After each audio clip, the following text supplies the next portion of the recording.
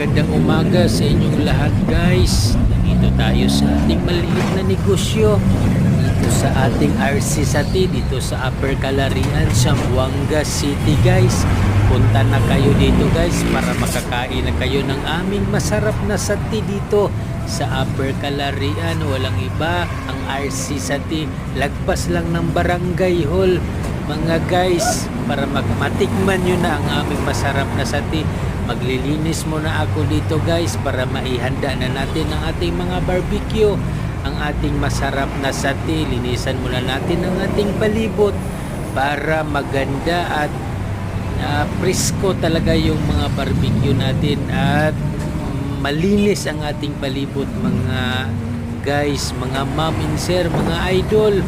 Ito na, tulungan nyo na ako dito magbuhat ng misa para mas madali ang pagtrabaho natin sa araw-araw ng ating maliit na negosyo. Idol, punta na kayo dito mga idol, mga boss. Ito, kargahin na natin yung istante natin para mailagay na natin ang ating mga barbecue dito sa loob ng istante. Mga ma'am and sir, punta na kayo dito. Dito lang kami sa Zamboanga City. Maraming nagsasati dito pero masarap yung aming sati dito. Mga ma'am and sir, huwag na kayong pabagal-bagal. Papunta na kayo dito sa aming masarap na sati sa Upper Calarian. Malapit na.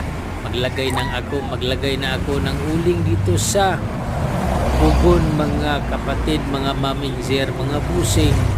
Halina kayo dito. Malapit na itong matapos. Pwede na tayo magsiserve sa ating mga customer para makakain na sila at matikman ang ating masarap na sati dito sa Upper Calarian, Zamboanga City.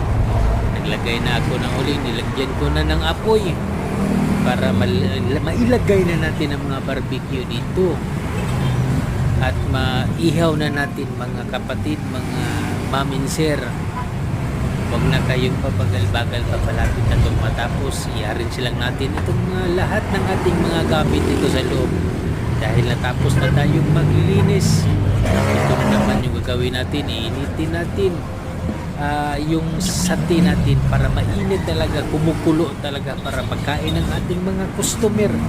Napakainit, kumukulo, masarap na masarap talaga ang sauce natin mga idol. Halina kayo dito, malinis ng malibot natin, presko yung mga barbecue natin at wala na kayong masabi.